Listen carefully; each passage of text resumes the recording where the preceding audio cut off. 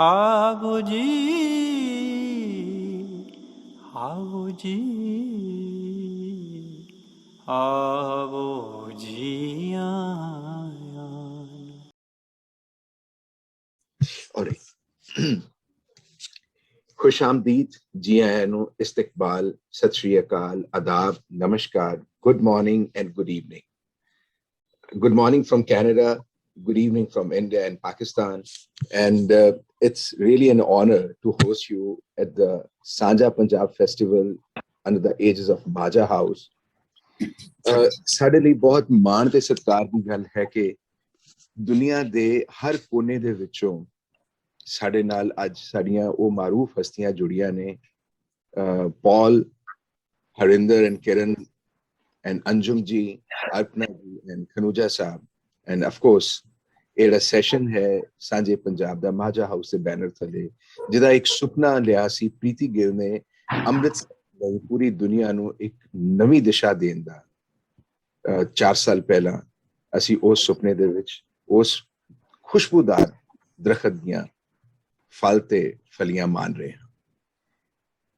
ਲਗਾਤਾਰ ਇੱਕ ਕੋਸ਼ਿਸ਼ ਹੈ ਕਿ ਆਰਟ ਐਂਡ ਲਿਟਰੇਚਰ ਨੂੰ ਪੂਰੀ ਦੁਨੀਆ ਤੱਕ ਅਸੀਂ ਅੰਮ੍ਰਿਤਸਰ ਦੀ ਉਸ ਧਰਤੀ ਤੋਂ ਸਾਰਿਆਂ ਤੱਕ ਪਹੁੰਚਾ ਸਕੀਏ। ਔਰ ਤੁਹਾਨੂੰ ਸਾਰਿਆਂ ਨੂੰ ਇਸਤਕਬਾਲ ਕਹਿੰਦਾ, ਖੁਸ਼ਾਮਦੀਦ ਕਹਿੰਦਾ, ਜੀ ਆਇਆਂ ਕਹਿੰਦਾ। ਮੈਂ ਪ੍ਰੀਤੀ ਗਿੱਲ ਜਿਹੜੇ ਫਾਊਂਡਰ ਨੇ ਮਾਝਾ ਹਾਊਸ ਦੇ, ਉਹਨਾਂ ਨੂੰ ਦਰਖਾਸਤ ਕਰਾਂਗਾ, ਰਿਕੁਐਸਟ ਕਰਾਂਗਾ ਕਿ ਅੱਜ ਦੇ ਇਸ ਸੈਸ਼ਨ ਸਪਲੈਂਡਰਸ ਆਫ ਪੰਜਾਬ ਉਹਨੂੰ ਇੰਟਰੋਡਿਊਸ ਕਰਨ ਔਰ ਜਿਹੜੇ ਸਾਰੇ ਗੈਸਟ ਸਪੀਕਰਸ ਨੇ ਉਹਨਾਂ ਦੇ ਬਾਰੇ ਉਹਨਾਂ ਦਾ ਤਾਰੁਫ, ਰਸਮੀ ਤਾਰੁਫ ਤੁਹਾਡੇ ਨਾਲ ਕਰਾਉਣ। And it's an honor, and I don't have words. I'm overwhelmed, and मैंने लग रहा है कि मैं ज़्यादा emotional हो रहा हूँ, मेरी आँखें भर रही हैं। So I'm handing over the mic to Preeti ji. It's such a beautiful and august gathering today. It's a beautiful gathering. So over to Preeti ji. Thank you very much, Arvinder. Sat Sri Akal, everybody. Adab, good evening. So many places and so many greetings from different languages, since we are in different time zones as well. On behalf of Majha House, I'd like to welcome all of you to what I'm sure is going to be a most interesting and informative session. We've got an illustrious panel of speakers, and I'm really pleased to welcome the author of this absolutely stunning book, Splendor of Punjab Heritage, Art from the Khanuja Family Collection. Dr. Parvinderjit Singh Khanuja is the author, and he's here with us today. Joining him is the editor of the volume, Dr. Paul Michael Taylor, who is director of the Asian Department, National Museum of History, Smithsonian Institute at Washington, D.C. We also have with us well-known artist ARPANA CAUR, and we have ANJUM DARA Sahab, the curator of the Princess Bamba collection at the Lahore Fort, along with HARINDER Singh and KIRANDEEP Kaur, founders of 1469, and Mela Phulkari. Our wonderful moderator is Dr. ALKA Pande, and she is, of course, a well-known art historian. She's the author of many, many volumes on Indian culture and heritage, and she's curator and consultant art advisor at the Visual Arts Gallery at the India Habitat Center in New Delhi. Welcome, all of you. Very, very warm welcome to everybody. As I said, it's a really stunning book, and I want to congratulate the author, the editor, as well as the entire team of Roli Books because of this really compellingly beautiful production that they've put together. I just want to show you the cover, and I know that it's terribly, terribly expensive, but I would still urge you to get a copy. It is well worth it, and it is something that you're going to treasure and want to keep with you. It compiles a lasting record of the remarkable collection of Punjabi artworks and historical memorabilia representing the cultural history of the Punjab. I'm particularly proud of that because, you often get this thing about what does Punjab have? Agriculture, no culture. So here we are. We've got this really fabulous book which is documenting so much of it. The fact that it's been collected by one family is even more amazing. For the range, of course, is vast, and it reflects the depth and variety of Punjab's artistic traditions. It's a source book of Punjab's history, and it's unique in the way that it is categorized and presented. because it also gives us an insight into what the collector's family was thinking of when they put this whole volume together. And of course, the vast range of the artworks that they have collected and the kind of passion that comes through, because you know, there's obviously a personal history behind each of the pieces that, you know, Dr. Khanuja has got here. We'll hear about all of that as we go along today in our session. And it's wonderful that we are able to join him and the others here on this panel on this fabulous journey that we are about to undertake through Punjab's cultural history and the Sikh ethos. So welcome everybody once again, and I'm going to hand over to you now at this point. Sat Sri Akal, as I say, Ji Ayanu, Pranam and Namaskar. I'm so glad to see friendly faces and people I know well, most of them, on the panel. Of course, Preeti Gill, who's been a dear friend for many years, thank you for hosting this absolutely insightful session. Harinder and Kiran, with whom I've been working for 12 years on Mela Phulkari, and, you know, going into the deep threads of Punjab. My dearest friend Arpana, with whom I've walked many journeys. And you'll be happy to know, Arpana, I'm speaking from Patna, and for all the people in the panel, that the splendor of Punjab is right here too. Patna Sahib, the birthplace of the 10th Guru. So, and of course, Dr. Michael Taylor, who I met many years ago, and was so delighted when he did that little exhibition and collection of Sikh art at the Smithsonian. And of course, ANJUM Dara, who I've not met, but I'm very ANJUM Dara, and I'm delighted to meet. So I just wanted to first compliment Dr. Khanuja for this. I know he's got up very early in the morning, and I can see Arpana's painting behind him. And I just want to raise a toast and salute him for the painstaking work that he's done, getting Dr. Taylor to edit, and also the collection that he's done, which brings us into some of the most wonderful and invaluable intangible. I'm deeply interested in the intangibles of culture, because that's something which is fast moving away.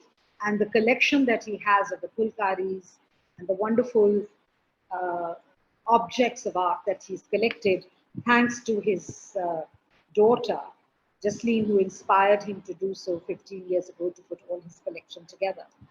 I've been turning the pages of the book many times over and really relishing every page. And I want to just go back a little bit, because I've lived in the Punjab for 20 years. And when I did my book on the folk instruments and music of Punjab, from Kala, Afghana to Batala, I traveled a lot. And all what I want to say is that sometimes, you know, Punjab is known not for the right reasons, just for the land of milk and honey. But I am deeply invested in the splendor of Punjab, its heritage, and the title of the book is wonderful. I want to begin with a little quote which I used to teach when I was teaching history and culture of Punjab. Khada pida lahida baki ahmed shahida. What you care and consume may be of some benefit to you, the rest is taken for Ahmed Shah. So I think that is why Punjab is so vibrant, it's so dynamic, it lives in the moment. It's the land of milk and honey, of mustard fields and bhangra, of love and war, of peace and strife, and above all, the land of plenty in every way. Dr. Khanuja has also mentioned the Punjab with the 5 rivers. I'm not going to go into that.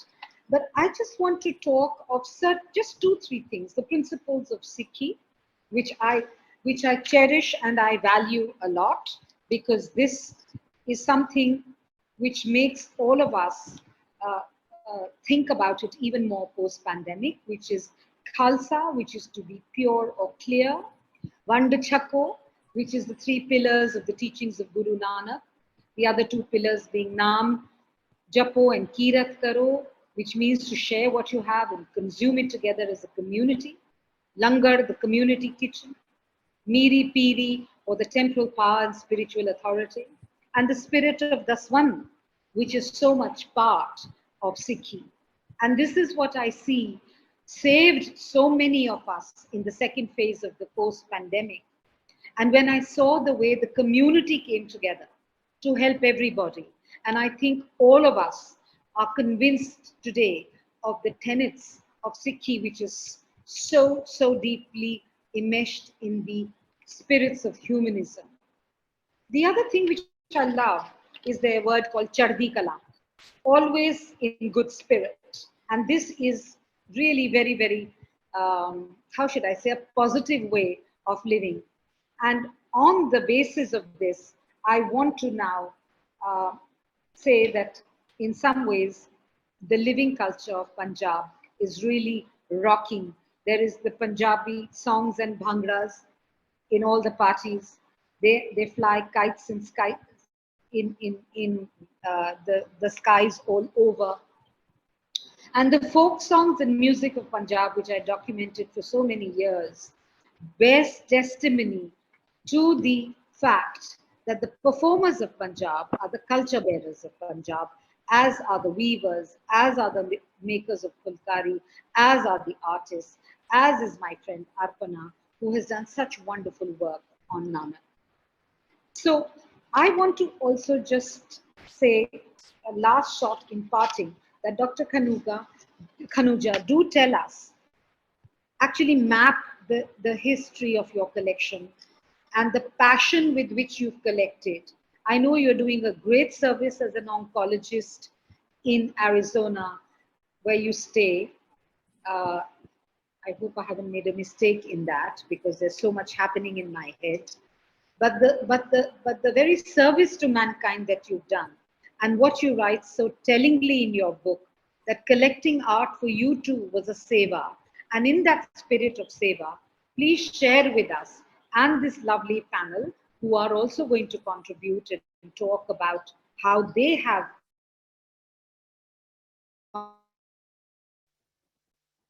contributed and are contributing to the wonder that is Punjab. Thank you all for being here, and I'm all ears to hear what each one of you has to share with us. So Dr. Khanuja, please start your journey, which we are very eager to.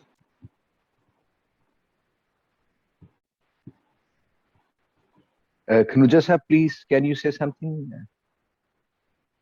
You know, I'm very fortunate. I am very appreciative that Majha House is hosting this. And I'm beyond words to look at this esteemed panel, right? I have personal relationship with most of you.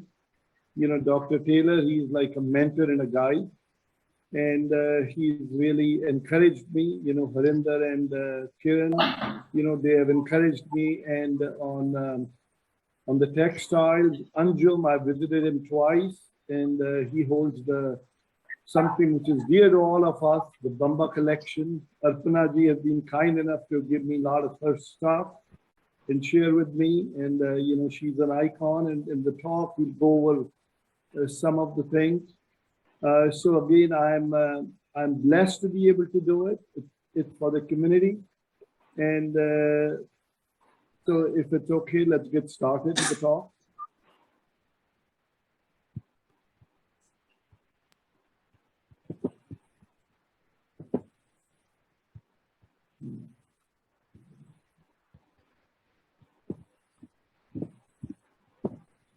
Can you see me, or see you all over, sir. We can see you, but we can see you. That's how we can see you. No, but you need to share your screen. Yeah. Dr. Sir, we see you all over. We were in Bombay at Taj Hotel, and your books were nicely displayed there. And that's Can we really have the presentation now? Yeah, so I've got the presentation, and I'm trying to turn the screen. Otherwise, Palvinder, you can do it if you have it. Yeah, Parvinder, why don't you do it?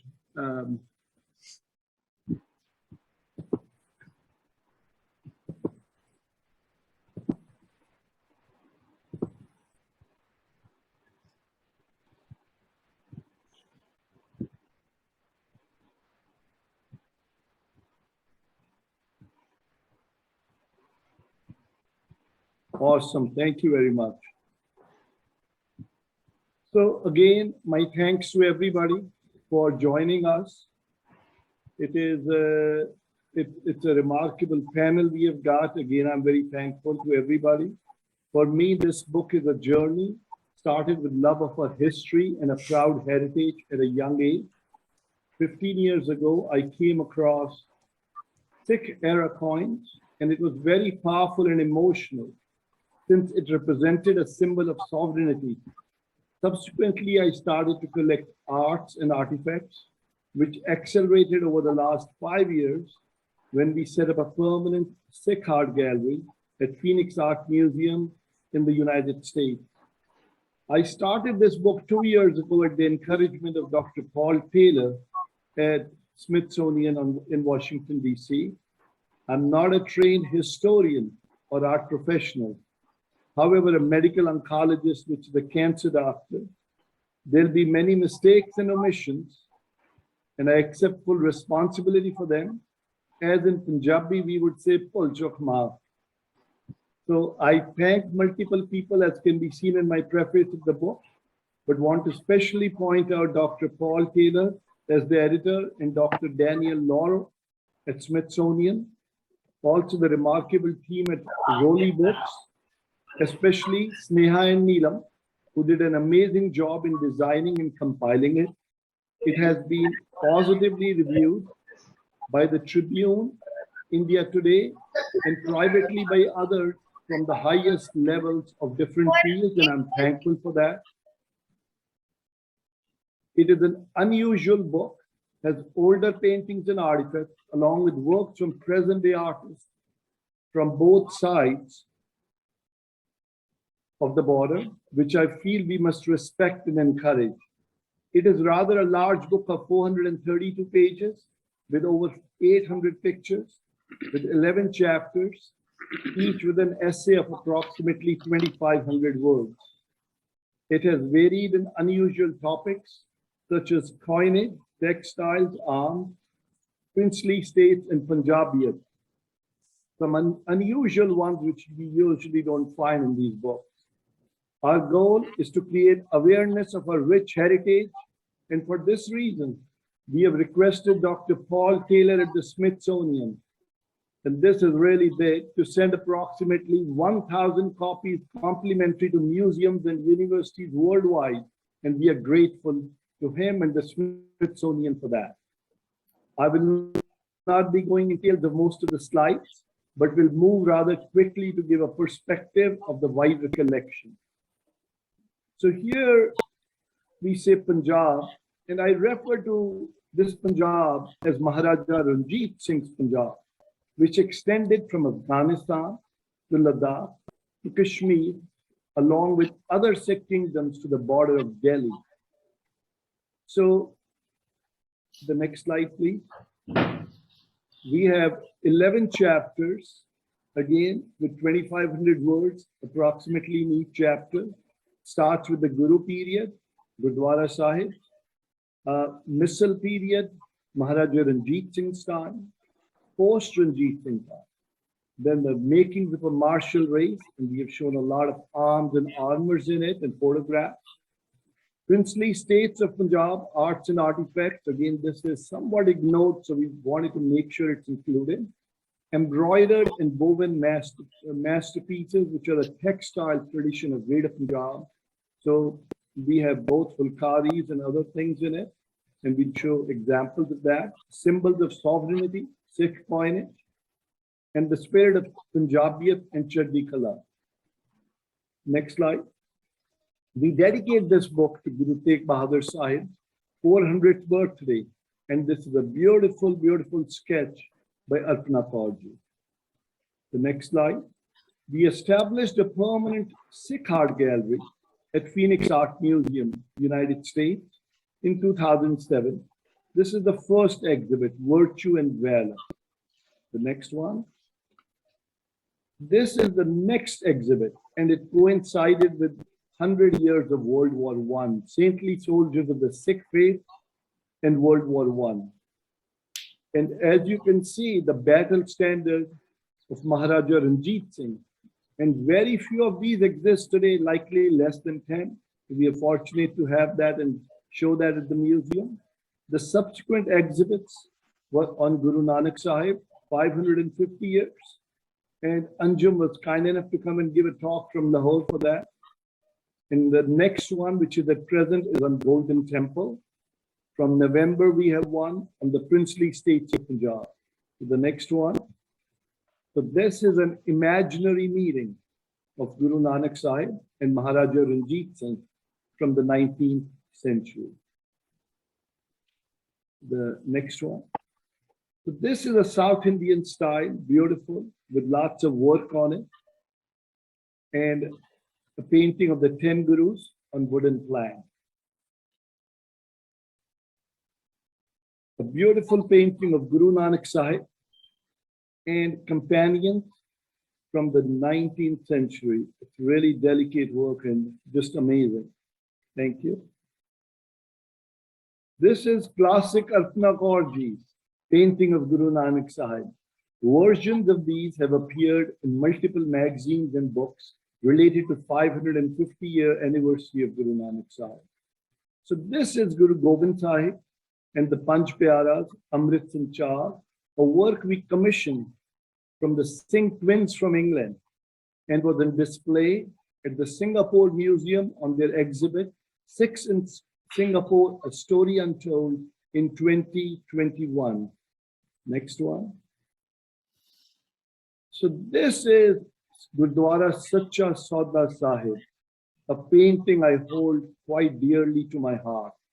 This is where the concept of langar started in the Sikh faith.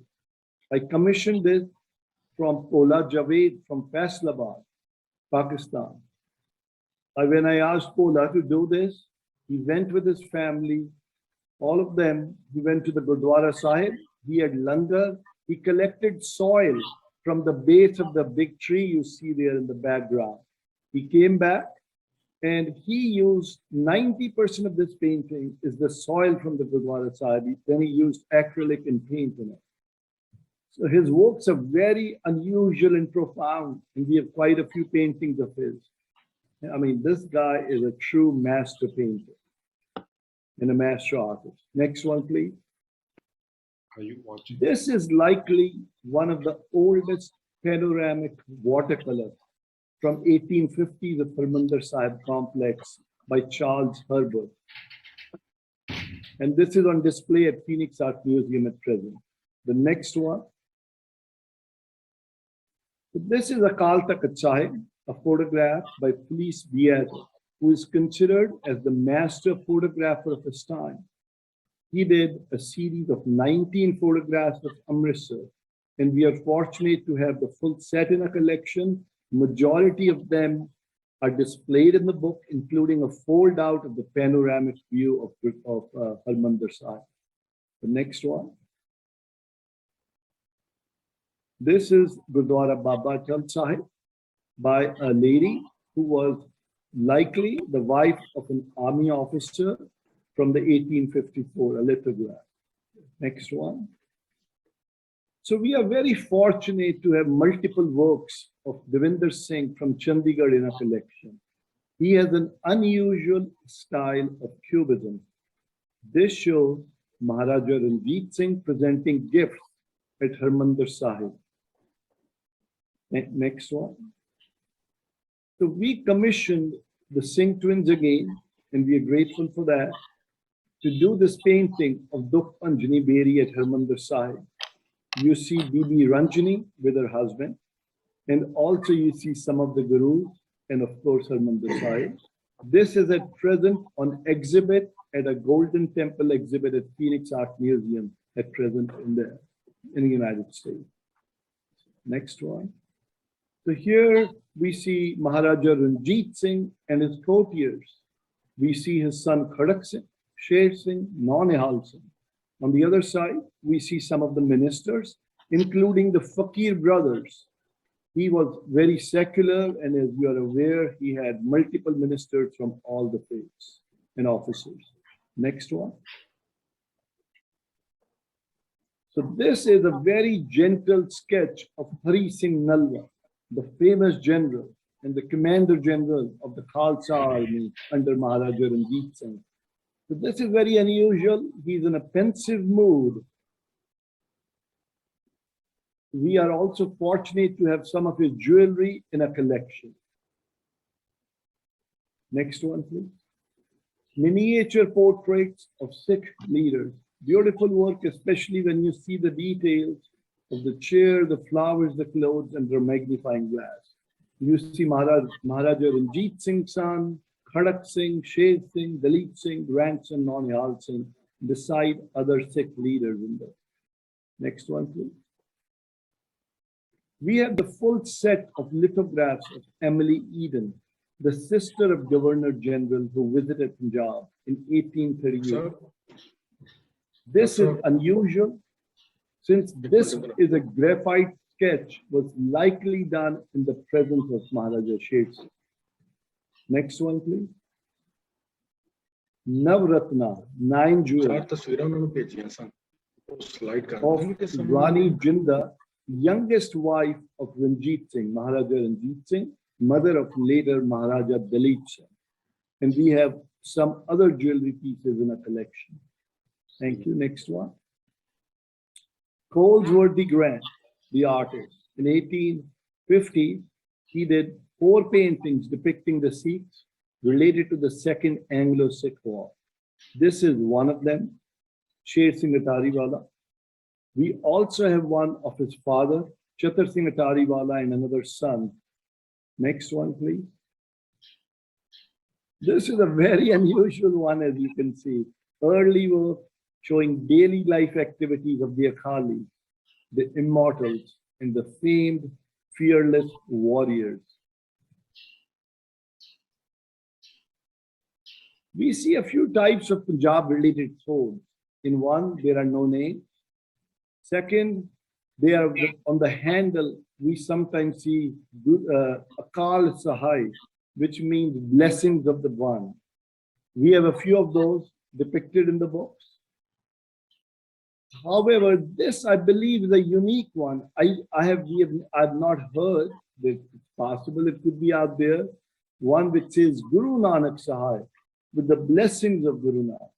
So this is again very beautiful and unusual. Next one. So this is a Gaja Dastar Banga from the later 18th century. When I first received it, I held it and it was very powerful. I mean, it has all these marks on it. And there are very few which survive today in the world. At present, at the Victoria and Albert Museum in London, there is one on display. Next one. Another photograph from Diero of Akali Hira Singh. This is in Sudan. So as you are aware, the Sikhs were less than 2% of India's population, but formed nearly 20% of the British Indian Army. They served in multiple countries, China, Malaysia, Afghanistan, Africa, World War I and II, and other conflicts in the globe. The next one. Now we move to the princely states. And this is Maharaja Narinder Singh of Patiala, very fine oil painting by George Landseer from 1862. And the next one. This is another one, Maharaja Jagatjeet Singh of Kapurthala from 1930s by Frank Salisbury. And the Maharaja himself is signed on this painting. And the next one. This is a photograph of Maharaja Hira Singh from 1880 by the famous Bone and Shepherd House. We are also fortunate to have the Maharaja's Jigja and also, which is the turban piece, and the Sarpach, again turban piece, shown in a book. The next one, a sword of Raja Nihal Singh of Kapurthala. We also have an accompanying Qatar with it. He was the son of Fateh Singh Aluwalia, who some of you may recall accompanied Maharaja Ranjit Singh on his earlier conquests. Next one. This is the sword with amazing stonework and jewelry work on the handle. This was presented to Maharaja Bhupinder Singh of Patiala by the Indian princesses in 1918. Next one. Beautiful work showing Kashmiri shawl workshop by Bishan Singh, and you can see the beautiful bright colors it comes out with. And you can see in the different phases of the manufacturing or twilling of the shawls, how it is being done. Next one, please. So we depict more than 30 Kashmiri shawls in a book. They are divided in 4 categories by Frank Ames. He calls them the Mughal period, the Afghan period, Sikh period, and the Dogra period. And each of them, he is able to define the different variations in these periods. So this is a very unusual Kashmiri shawl we have got here. It belongs to Emily Harding, who was the wife of Governor General Harding, who was involved in the first Anglo-Sikh war. And it shows the mosque of Srinagar there. Next one. So we have a few Rumala Sahibs showing the Gurus. Most of them are with Guru Nanak Sahib and his companions are the 10 Gurus. This is very unusual because it shows Guru Gobind Singh and the Panch Pyaras. Next one. So we have over 30 bags and Phulkaris in a collection. This is called Senchi from East Punjab and has peacocks and different motifs in it. And the next one. So we have over 800 Sikh coins in a collection. And some of them are quite rare. And I wanted to give a lot of credit to Gurpreet Singh, who is an authority and has written the book on Amritsar Mint only, about 300-page book. And he has been my mentor and guide on collecting these coins and guiding me. So this is one of the oldest mohors from the Bhangi Misr period. We also have other mohors from Amritsar, Lahore, and Multan Mint, but these are very unusual and rare ones. The next one, please. This is a copper token showing Guru Tegh Bahadur Sahib, the 9th Guru, who was a courageous warrior in his younger years when he took part in some of the battles with his father, Guru Har Gobind Sahib. The next one. So as you are aware, there are 2 sets of famous artist families from the Punjab or Pahadi hills. One of them is Nansuk family, the other is the Purkhu family. So this is a beautiful painting by Purkhu and of Mahabharata, and some of the figures have names inscribed next to them. Next one. Another very colorful, beautiful painting by Bishan Singh showing women on bullock carts. The next one. So we are fortunate to have the personal album of Lockwood Kipling with over 100 photographs dated 1888. He was the father of Rudyard Kipling. Some of you may know the name. Lockwood Kipling was the founder of Mayo Art School, which is the national art school in Lahore now, and also the Lahore Museum. This album was displayed at the Victoria and Albert Museum in London. And this is a beautiful photograph from the album. The next one, please. Again, we come back to Bhola Javed, my friend from Faisalabad. We commissioned him to do this because we wanted to highlight Ram Singh, probably the greatest architect of his time, who designed multiple buildings. In this painting, you see Khalsa College, Amritsar in the back. On one side, you see Osborne House in England, which was commissioned by the Queen. On the other side, you see Lahore Museum. Next one, please. This is the unfortunate history of division of India and Punjab, showing divided Punjab. And I know we are at 75 years of that now. This is by Rupi Tat from San Francisco, miniature painting. It shows a divided Punjab It shows ghost train, and you know what I mean by that, cremation grounds, refugee camps. It's a very unfortunate part of our history on both sides of the border. Next one, please. So I had this commission showing Jaswant Singh Khajra, human rights activist who himself was abducted and killed, unfortunately, when he documented approximate records of secret mass cremation of over 25,000 people associated with extrajudicial killings, and during the decade of disappearances, when it is said up to 250,000 people went missing from the mid-1980s. This powerful painting also shows the damaged Akal Takht Sahib, along with grandparents and grandchildren in sorrow. May Vaheguru bless them. The next one, please. This is again by Sukhpreet Singh we had commissioned. It shows Bhagat Puran Singh, likely one of the greatest social workers of his time, and shows different scenes from his life. The next one, please. So another one we commissioned because we wanted to make sure we try to document as much as possible, because this is partly a heritage book. So we commissioned this from Sukhpreet Singh from Ludhiana, and it shows the farmers' protests, different scenes against the unjust laws, and thankfully they were repealed. We dedicate this to Guru Tegh Bahadur Sahib, known as Shrishti Chadar, who was the symbol for human rights and social justice. The next one, please. Very unusual painting showing the excitement of opening of Kartarpur border by Saira Wasim, who is based in Boston. She trained in Lahore at the National School there.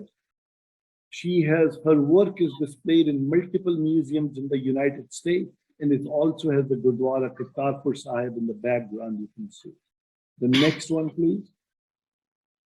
So now I'll show you things which are not in the book. So there are 3 bonus slides of arts and pieces we have acquired beside others recently, but not depicted in the book.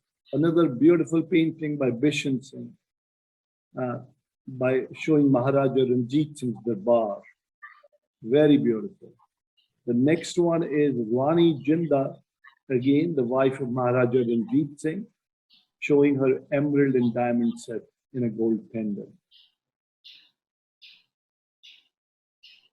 So this is a sarpach of Maharaja Bhupinder Singh of Patiala, likely. This is very close, or is the one which is shown in its famous signed photographs by the Maharaja, taken by Carl Van Dyke in London. And we have shown it we have shown the photograph in the book. So I thank all of you for attending once again. Preeti at Majha House, who's just doing amazing, amazing work. ALKA Pande, the moderator. Again, you know, you've heard her words. She's done a great work in Punjab.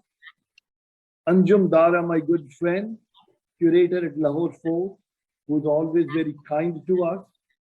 And he holds the Bamba collection, and we'll hear about it. Harinder and Kiran, who have been working on the revival of Phulkaris along with other indigenous artifacts. Dr. Taylor's immense input and encouragement during my work over the years. In conclusion, I'm just fortunate to be a custodian for this community property, which I'm blessed to be able to accumulate so it can be preserved for future generations. We hope all of us, especially each of the audience, continues to depict our beautiful culture and rich heritage to create awareness and understanding. Guru Rakha. Thank you. Thank you. I think we should just continue because we have at least 3 other presentations also to go through. So, Dr. Taylor, if I can request you now to please tell us about your association with the book and with the museum and these artifacts which were on display as well, and also the making of the book, of course. Thank you so much to our hosts and to all the distinguished panelists and guests who've arrived, who've come to participate in this. I'd like to share my screen, please. I believe you will see this screen now and I'm going to start the slideshow from beginning. So yes. This should have the screen showing that the cover of the book and a few images from our museum, because Dr. Khanuja, whose wonderful presentation has already kind of described and summarized the book beautifully, has just asked me to talk about the history of the Smithsonian's connection to this project and why we, and I personally also, thought this was so important. And that relates to our broader effort to reach wider audiences on the presentation of Sikh art and heritage. And that's been something that we have been involved in for a while, having started our Sikh Heritage Project in the year 2000. It's been a great honor for me to be a part of that. I think Alka, she brought up that her participation even early on, before we opened up our first exhibition, which was this one in 2004, Sikhs Legacy of the Punjab. She was one of our speakers. We had speakers who talked about the Kapani collection. One of our speakers talked about the collection of regalia and materials in Bagrian. And we had a series of events that led to the not only exhibition, but the full range of what we call our Sikh Heritage Project, which was established in the year 2000. And we were not actually, I want to make it clear, planning to necessarily have an exhibition. That was one of the options. The Sikh Heritage Project had a range of goals relating to the public presentation of Sikh heritage in various ways, including lectures and so on, but also research and collection improvement and collection conservation. And so on that basis, there's been a number of activities, and publication has turned out to be an important part of these. But the exhibition was certainly its flagship big project starting in 2004. And we had a visitation at that time of between 7 and 10 million people every year. So many millions of people had a chance to find out about this topic. And this was a large audience that was not necessarily coming to the museum for that purpose, but it's a central location here in Washington. The Smithsonian is the world's largest museum complex with a big national and international visitation. So this was the subject of a lot of attention, and we were able to commission works from India, and also behind the scenes carry out a lot of those functions, like the conservation functions, which were also a big part of our original goals. And that included analysis and research in several areas of the artworks, which has been published in many different venues. Here's just another one example of something that was on exhibition. I will say that one of the big advantages of a large exhibition is that collections often turn out better afterwards, because the budgets for exhibitions can carry out some of the rather expensive conservation work that's needed. And initially, we did not include a publication along with the exhibition, but later, as the exhibition traveled, we continued our series of lectures, and also we continued our other activities at the same time. I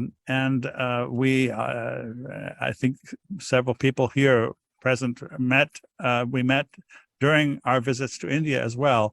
In the year 2006, a conference and workshop on museum management, which was quite important, not only for its contribution to sharing ideas about new applications of new technology for the preservation and study of heritage of the Punjab, but also I think it was kind of historically important, because it was the first big conference that we held in Chandigarh, in which we brought together also speakers and scholars from Pakistan and India both at that conference. And we really appreciate the support of our partners, particularly Sikh Heritage Foundation, who funded that aspect of it.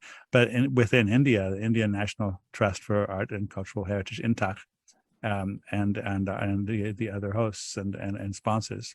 So that included several trips, along with some of our conservation experts from the Smithsonian, such as to places such as Patiala, where we were able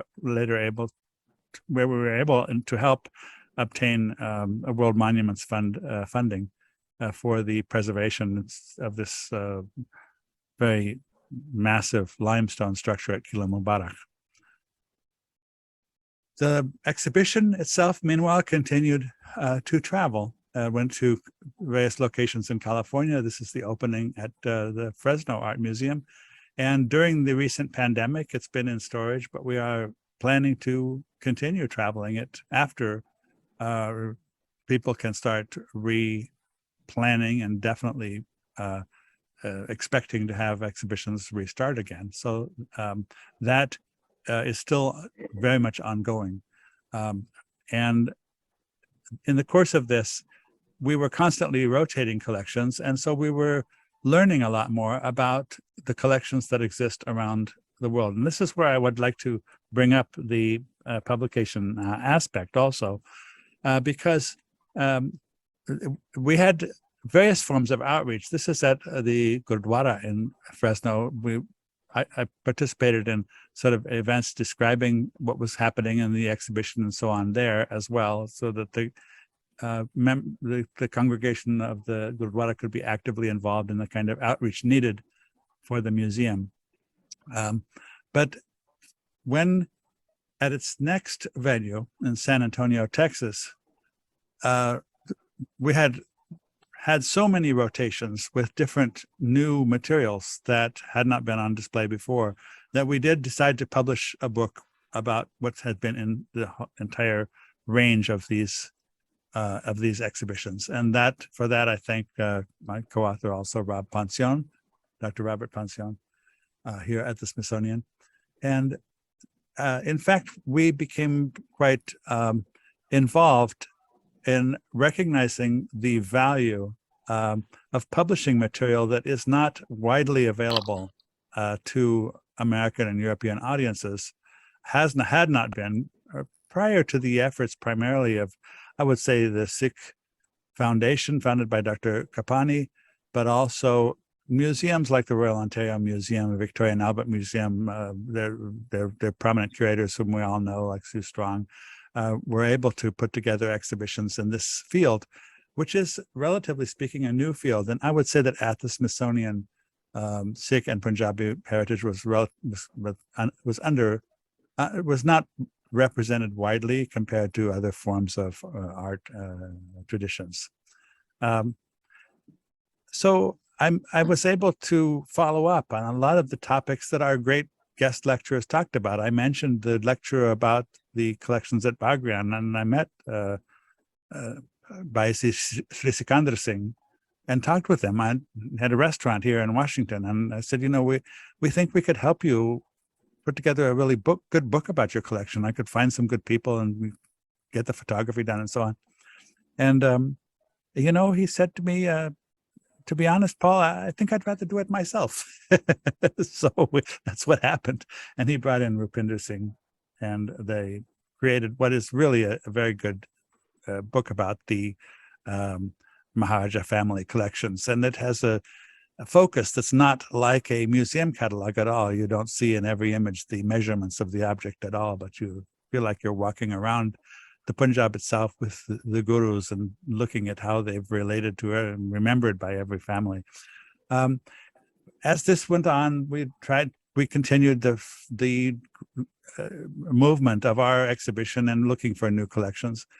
This was the opening at the Institute of Texan Cultures, which is a very nice museum at the University of Texas. And we had a big section of the exhibition about Sikhs in Texas, just as we had sections in other areas about the people who lived there locally and introduced themselves essentially to their neighbors, who often didn't know very much about them, but were interested to know.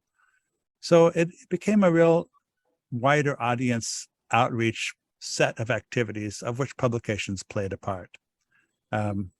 these are some of the family activities. The earlier one was the opening ceremony, but people got together and there were sort of, activities where people would learn how to tie turbans on themselves. And this was great. And, when tons of selfies got done and so on. I mean, this may sound kind of, not very serious, but this brought a huge audience. Yes. Hello? Somebody is calling me? But anyways, sorry, well, I'll continue. I want to mention this book project also that I was involved in, Sikh art from the Kapani collection. And we had talked about it early on with Dr. Kapani and wanted to encourage its development. And this is something that I had showed to Dr. Khanuja as well. We've about 5 years after we started talking about it, it was it was time for the anniversary of the Sikh Foundation. And with wonderful work with Sonia Dami, we were able to produce this edited book on his collection. This is a very different kind of book, I have to say, from the one we're all talking about today, but each makes its own different kind of contribution. The turban tying ceremony at San Antonio was part of my article in this book. One of the things that I wrote in this book about the history of representing Sikh art in the United States. So there we are with that. This was a very different sort of publication, but again, we had a situation in which, ironically, though so well known among Sikhs, the Japji of Guru Nanak, often recited every day, really partly, I think, because of its status as a religious text, it really never, in broader literature, took its place in the context of South Asian literature, and really needed an introduction to a broad audience. Here, I really have to thank Dr. Khanuja, because he made available to me, I say to the Smithsonian, in the publication of this wonderful translation with commentary by Rupinder Brar, he made available a lot of photographs of his collections, which we found places within the translation and the commentary to reproduce, that made the book a very much more attractive and readable thing that could be really accessed by a broad public. And I will mention that I met Dr. Khanuja in 2017 in January at a restaurant just over the border from Washington here in Maryland. And we talked, and I had by then seen some of his collection. And in the first meeting that we actually had, I really brought up the idea it would be wonderful to do a book about his collection. But in the meantime, I did put together for the journal Arts of Asia, which is it says here, justifiably, they claim that it's a justified claim, the foremost international Asian arts and antiques magazine. But you notice it hadn't really had an article yet about Sikh art. And so I was able to put this article together on the topic of how Sikh art collecting can be a form of devotion or seva, and what that means. And I was very pleased to kind of interview and visit with Dr. Khanuja on several occasions to prepare this paper. And I believe it was accurate to say that his collection was assembled partly so that people would understand Sikhism and the culture of the region that he originally came from, particularly people in his adopted country of America. And for that purpose, I took the opportunity to summarize some of the basic ideas there. So that led to the pandemic project, we can call it, which might not have happened had not been this horrible, tragic virus, which nevertheless had some silver linings. We all learned how to do Zoom meetings like this one. We learned where to find the mute button, all these techniques that we didn't know before. And many things actually came out of that pandemic. And this is in a way one of them, because we weren't actually traveling, going lots of places, but we had all this wonderful information and the catalog that has resulted. I would love to talk more about it, but I'm going to be very, very brief. So I won't, since other people have been describing the book, I will just mention its association with the Smithsonian is in several places, but it is published by Rowley Books. Now, actually, we've been working with Rolly Books on other areas. So, for example, in the Japji project, because this is the book we published by the Smithsonian, but our distribution is not the same as a distribution in Asia. And so this is the version of the book published by Rolly Books. So we did the same with Sikh art from the Kapani collection. I talked with Dr. Kapani, with Sonia, and we developed a Rolly Books edition of Sikh art from the Kapani collection, which is probably in the long run going to be the larger edition that is remembered the most. We're happy to say we did the first edition. In this case, we did not. The Smithsonian did not publish a separate edition. That's published directly by Rolly Books. They did a fine job. I'll just say that objectively. At the same time, it is a large catalog with lots of detailed information with a very large number of photographs. Wanted to make sure we give the opportunity to group them well and provide an opportunity to have the collector's perspectives, which is where the essays by Dr. Khanuja are so important. Thanks so much to people in my office, particularly Daniele Lauro, Dr. Daniele Lauro, also Robert Pension and Matthew Arnold for their sort of administrative work in handling all of this kind of thing. Thanks to the people at Rolly Books, but thanks so much to Dr. Khanuja, really, and his whole family, not only for making the collection, but also making the book itself available. It is a large book. It is a source book. I called it in the introduction, a source book of information, and as such, there is a lot of detail. And it's nature of all catalogs. This is a book I wrote about Indonesian art in 1991. It was published, and I'm still maintaining a file of people's comments, and we really encourage that. I do want to mention that. People for years are going to be doing research on these topics, and if you think something was, in your opinion, from 1792 instead of 1791 or something, tell us why, write it down. We welcome these kinds of things. And my hope is we've seen a few of the, I was suspecting, knowing him, that Dr. Khanuja would do this. He was going to put a few of his new artworks that he didn't get into this book. So there will surely be something following up. I don't know what it will be. Maybe in the future, in 10 years, a revised reprint or something. And I do hope that this will be in various ways put online, and perhaps we'll add emendations and comments by other people since then. It's very nice in these major projects if you can develop a kind of wiki function that people can comment on them and say, you didn't mention it, but buried inside that big image, there's this tiny image here which has this that I think means something else. Anyway, of course, this is a book with captions that are quite detailed relative to captions, but there's a lot more to be said. And I think many of the readers and many people listening here have some things to say that they really would like to say about several things that they find in there. And we would welcome your letting us know, because there really is a very, very rich amount of information that will reach a large audience. And it's books like these that are going to put Punjabi heritage and art history in the bigger context of world art history in a way that hasn't happened before. And that's why I think this is so important. And I thank everybody, of course, Dr. Khanuja and his family, but everybody who's been involved. I hope Thank you. Finished in my time allotted. Thank you. Thank you, Dr. Taylor. That was really interesting, your comments as well as the slides, and also all this information about the other family collections that you gave us right now. And of course, this is going to be a valuable addition, as well as information and a collection, a place where actually we will find a lot of material for, whether it's for researchers or others who come to look for this kind of material. So thank you very much for that. Anjum Dara Sahab, if I can come to you now. Yes, I'm here. And then also, aapki bhi thodi jo presentation hai, we will see that. Or Princess Bamba collection at the Lahore Museum. Or I'm happy to say that I was also fortunate enough to be able to see that in March this year. Quite fabulous, and what a good, you just get such a great feeling when you're there. So please. Thank you very much. Thank you very much, Priti. Ji.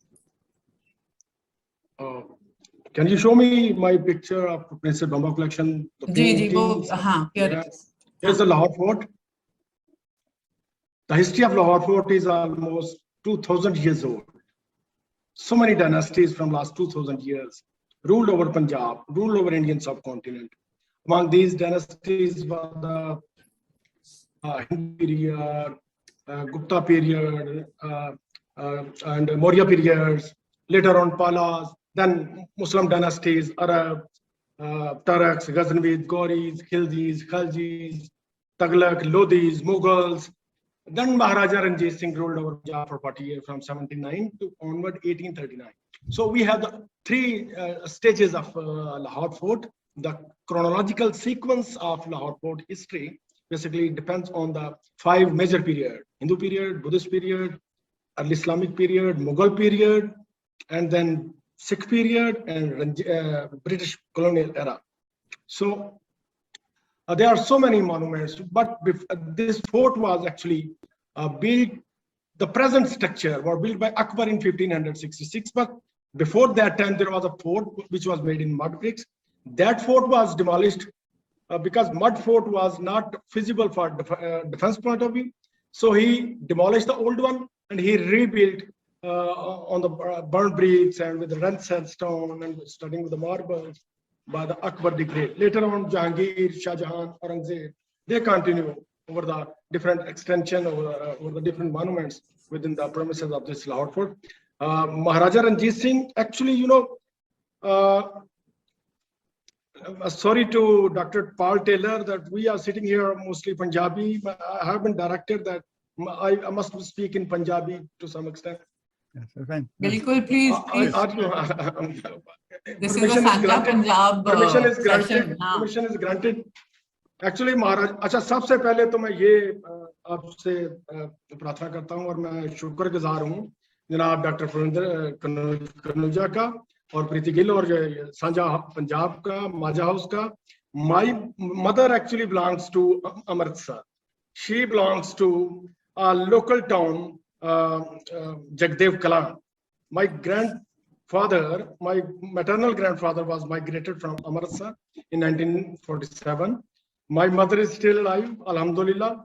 She is about 85 years old. और वो हमें स्टोरियां सुनाती है अमृतसर की, जगदेव कलां की. तो आज मेरे लिए ये बड़ा एक खुशी का दिन है कि मैं अमृतसर दे नाल ऑनलाइन डायरेक्टर और माजा हाउस जिहड़ा कि सेंटर है अमृतसर दा. ते मेरी मां ने जड़ियां मैनूं स्टोरियां सुनाइयां ने. मेरी उम्र तकरीबन 52 ईयर है और मैनूं रिवाइव हो गया सारा कि किस तरह सी. ते गल स्टार्ट हुंदी है फिर महाराजा रणजीत सिंह दा जिहड़ा दौर है ना. Actually Ranjit Singh used this fort for 40 years as a central seat during the Mughal dynasty from Babur to Bahadur Shah Zafar, 320 years. Lahore Fort was used as a provincial headquarters. Maharaja Ranjit Singh used this fort as a central capital. So central capital is more important as compared to the provincial autonomous, province. So महाराजा रंजीत सिंह ने इसके अंदर बहुत सारी buildings add की. जो gate के साथ आपको दीवार नजर आ रही है, दैट वाज एडेड बाय महाराजा रंजीत सिंह. महाराजा खड़क सिंह की हवेली है, रानी जिंदा का पैलेस है, जिसमें we display all the Princess Bamba collection at the palace of Maharani Jinda Kaur. She was the last queen of Maharaja Ranjit Singh. एक गुरुद्वारा है और तो बेहतरीन जो शीश महल है, that was the contribution of extension of Shah Jahan, but the mirror work was done by Maharaja Ranjit Singh. The beauty of the Shish Mahal, which is known as Shish Mahal, the palace of mirror, that mirrors were added by Ranjit Singh. Before Ranjit Singh, the palace was in a gilt work. You know, gilt art is the placing of gold in its melting form. That was built during the Shah Jahan's time. But Maharaja Ranjit Singh used to live in the same palace, over the ceiling of this palace. So, उसकी जड़ी paintings ने, अगर तुम पंजाबी च भी doctor Kanauja ने कहा सी जरा थोड़ा जिहा पंजाबी च भी तड़का लाना है क्योंकि सारे पंजाबी बैठे ने, अदर देन टेलर साहब. Sorry to Taylor साहब, डॉक्टर टेलर साहब. No, it's okay. No, please. No, Thank you. Thank you. ਤੇ ਇਹ ਜਿਹੜੀ ਕਲੈਕਸ਼ਨ ਹੈ ਮਹਾਰਾਜਾ ਰਣਜੀਤ ਸਿੰਘ ਦੀ ਐਕਚੁਅਲੀ ਇਹ ਜਿਹੜੇ ਪੇਂਟਿੰਗਸ ਨੇ ਇਹ ਪੇਂਟਿੰਗਸ ਬਣਾਈਆਂ ਔਗਸਟ ਸ਼ਾਫੇ ਨੇ who was Hungarian painter. Hungarian painter ਆਇਆ ਤਕਰੀਬਨ 1841 ਦੇ ਵਿੱਚ ਔਰ ਇਹ ਗਿਆ 1843 ਦੇ ਵਿੱਚ ਔਰ ਇਹ ਮਹਾਰਾਜਾ ਸ਼ੇਰ ਸਿੰਘ ਦੇ ਦੌਰ 'ਚ ਵਾਪਸ ਗਿਆ ਲੇਕਿਨ ਇਹਨੇ ਸਾਰੇ ਸਕੈਚेस ਬਣਾਏ ਜਿੰਨੀਆਂ ਦੀ ਪੇਂਟਿੰग्स डिस्प्ले ने और ये जो Amritsar golden temple Amritsar is viewing the recitation of Guru Granth Sahib and Dasam Granth Sahib और ये जो paintings ने Princess Bamba collection is not only just paintings. There are so many models, objects and other artifacts. There are almost 850 objects which belongs to Princess Bamba. और ये जी Princess Bamba collection है ये madam अपने नाल ले आई सी Princess Bamba ना जो England तो स्किफोल्ड तो और एल्वेडन हॉल तो जी महाराजा रणजीत सिंह की रेजिडेंस सी जो उतों वापस आई बल्कि ये तो आंदी रही सी Princess Bamba महारानी जी सी ना ये आंदी रही सी 1920s ਦੇ ਵਿੱਚ ਇਹਦੀ शादी हो गई इन्हां दी colonel Sutherland who was a principal of King Edward Medical College और उस तो बाद महारानी जी ने स्टे किया in Malda town. That house is known as Guzar House. That house is still there. I have seen the picture. I have seen the old picture when Bamba lived in that Malda town house. ਜਿਹੜੀ ਫਿਰ 1958 ਦੇ ਵਿੱਚ ਜਦੋਂ ਬੰਬਾ ਦੀ death ਹੋਈ ਤੇ ਇਹ ਸਾਰਾ ਫਿਰ ਪ੍ਰਿੰਸ ਉਹਦਾ ਇੱਕ ਮੁੰਸ਼ੀ ਸੀ ਕਰੀਮ ਬਖਸ਼ ਸਪਰਾ ਉਹਦੇ ਹਵਾਲੇ ਕਰਤੀ ਬਲਕਿ that was denoted to government of Pakistan कि इसको डिस्प्ले कर दिया जाए और इसको एक महाराजा रंजीत सिंह के नाम का एक म्यूजियम बना दिया जाए.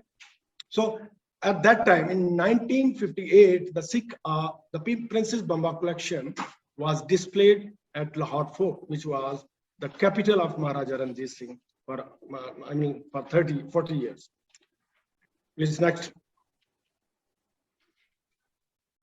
Here is a painting by August Shafi, Sher Singh. Sher Singh was the Maharaja of Punjab. ਇਹਦੇ ਹੱਥ 'ਚ ਇਹਦੇ ਸੱਜੇ ਪਾਸੇ ਖੱਬੇ ਹੱਥ ਦੇ ਵਿੱਚ ਨਹੀਂ ਸੌਰੀ ਰਾਈਟ ਹੈਂਡ ਦੇ ਵਿੱਚ ਆਰਮਪਿਟ ਦੇ ਨਾਲ ਜਿਹੜਾ ਡਾਇਮੰਡ ਲੱਗਿਆ ਨਾ that diamond is now it is in display of Queen Victoria's crown, Kohinoor diamond. You can see the armband, the Kohinoor, that was the traditional diamond that was handed over to the British in 1849. There was a ceremony at the fort area when that diamond was handed over to the British. So Maharaja Ranjit Singh ruled over almost for 2 years. Actually, the ਜਿਹੜੇ Maharaja Ranjit Singh ਦੇ descendants ਹਨ ਜਿਹੜੇ successors ਉਹ ਇਤਨੇ powerful ਨਹੀਂ ਸਨ. They were weak successor. Kharak Singh Nihal Singh ਨੂੰ ਤਾਂ ਮੌਕਾ ਹੀ ਨਹੀਂ ਮਿਲਿਆ ਵਿਚਾਰਾ.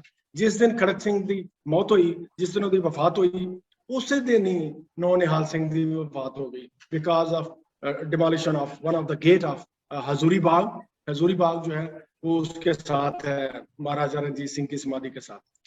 So this beautiful painting, look at the gems and jewels which are fixed over the jewelry. It looks a natural feel. That was narrative of Sikh history painted by August Shafi, the Hungarian painter. Recently we have the restoration. Hungary to ek team आई सी उन्होंने ये सारे ਜਿਹੜੇ painting ਨੇ ਇਹਨਾਂ ਦੀ restoration conservation ਕੀਤੀ recently 3 months before. Next please. Next madam. Yo, here is the paint. Yeah.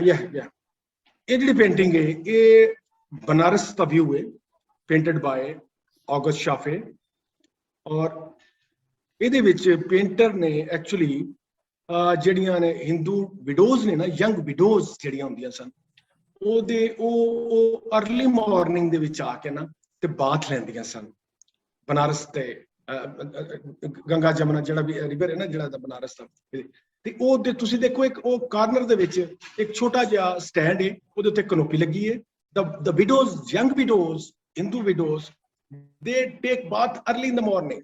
और उसनू ਉਹਨੇ paint ਕੀਤਾ है ऑगस्ट शाफे ने और it looks very beautiful I mean panorama of different monuments इसमें टेंपल भी है इसमें मस्जिद भी है सारा कुछ ਇਹਦੇ ਵਿੱਚ ਨਾ ਜਿਹੜਾ ਕਲਚਰ ਹੈ ਨਾ ਇਹ ਪਪੂਲਰ ਬੜੀ ਪਪੂਲਰ ਤਸਵੀਰ ਹੈ ਬਨਾਰਸ ਸਿਟੀ ਦੀ ਜਿਹੜੀ ਕਿ ਨਾ ਉਸ ਤੋਂ ਬਾਅਦ ਵੀ ਬਹੁਤ ਸਾਰੇ ਪੇਂਟਰਸ ਨੇ ਬਹੁਤ ਸਾਰੇ ਫੋਟੋਗ੍ਰਾਫਰਸ ਨੇ ਇਹਨੂੰ ਡਿਪਿਕਟ ਕੀਤਾ ਆਪਣੀ ਐਲਬਮ ਦੇ ਵਿੱਚ next please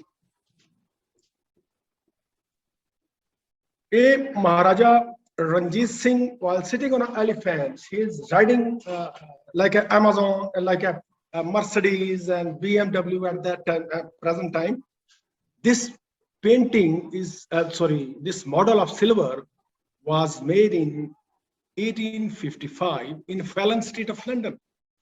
That was made on the order of Maharaja Dalip Singh in Fallon Street of London. There is a small piece which mentioned Fallon Street of London, 1855. Please next. Here is a beautiful paintings and the glorious one, the Darbar Hall of Maharaja Ranjit Singh that was painted by. Actually, the original size is 14 feet wide and almost 16 feet wide and almost 14 feet is the height of this painting. And this is the jewel of Princess Bamba collection, which is displayed in Lahore under the Department of Archaeology, Government of Punjab. Actually, Maharaja, this painting was sketched, and Hungarian painter actually visualized the painter. This event is shown in 1819 when Maharaja Ranjit Singh annexed Kashmir. ये कश्मीर ਨੂੰ ਜਦੋਂ ਨੇ ਫਤਹ ਕੀਤਾ ਉਹਦੀ celebration basically लेकिन ये वाकया है 1819 ਦਾ और पेंटर ने कितों बनाया 1841 ਦੇ ਵਿੱਚ यानी कि तकरीबन 20-21 साल बाद he collected different faces of different sons and grandsons of Maharaja Ranjit Singh and his courtiers and his army generals.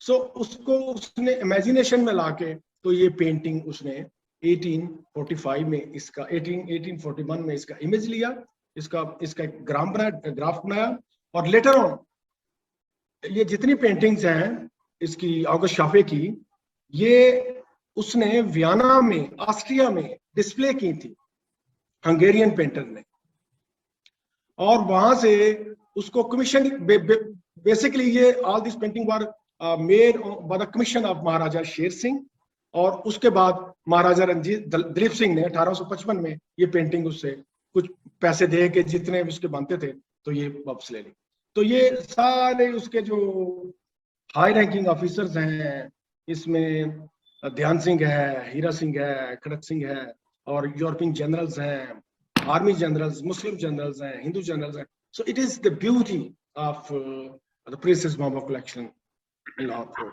Next please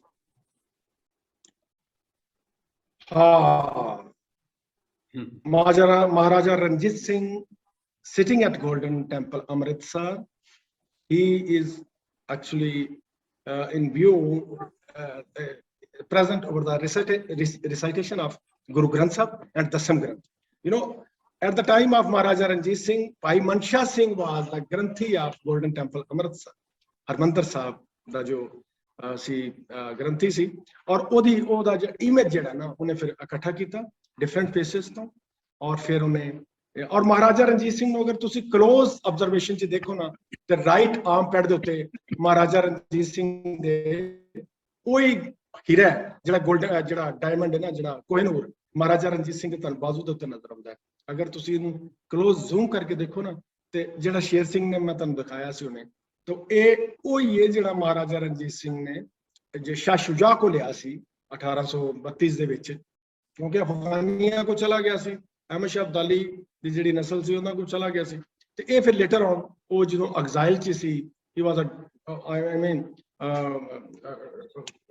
not in a government Shah Shuja who was the king of Afghanistan ਤੇ ਇਹ ਫਿਰ ਮਹਾਰਾਜਾ ਰਣਜੀਤ ਸਿੰਘ ਕੋ ਪਨਾਹ ਲੈਣ ਆਇਆ ਤੇ ਉਹਨਾਂ ਨੇ ਫਿਰ ਹੀਰਾ ਜਿਹੜਾ ਨਾ ਮਹਾਰਾਜ ਇਹਦੀ ਜਿਹੜੀ ਬੇਗਮ ਸੀ ਵਫਾ ਬੇਗਮ ਉਹਨੇ ਫਿਰ ਮਹਾਰਾਜਾ ਰਣਜੀਤ ਸਿੰਘ ਦੇ ਸਪੁਰਦ ਕੀਤਾ ਕਿਹਾ ਤੁਸੀਂ ਲੈ ਲਓ ਤੇ next please thank you very much madam ਜੀ ਜੀ ਸ਼ੁਕਰੀਆ ਬਹੁਤ ਬਹੁਤ ਮਿਹਰਬਾਨੀ ਤੁਹਾਡੀ you very much, Anjum Saab. That was wonderful. और लगा के फिर से पहुंच गए Lahore and again we are visiting the museum और सारे ये फोटोज देख रहे हैं. Beautiful. अच्छा, अगर मनो दो लफ्ज और बोलने की इजाजत हो. बोलिए ना. हाँ बोलिए. मैं डॉक्टर खनूजा की पर्सनल कलेक्शन देखी है. मैं महाराजा रणजीत सिंह और महाराजा प्रिंसेस बंबा दा क्यूरेटर हां ज़ाहिर. तमाम other register, other description, artefacts, paintings, other artefacts, models, miniature painting, wall paintings, lithographs, सारा कुछ साढ़े कोल है एज ए कस्टोडियन, मतलब के हेरिटेज ऑफ पंजाब गवर्नमेंट.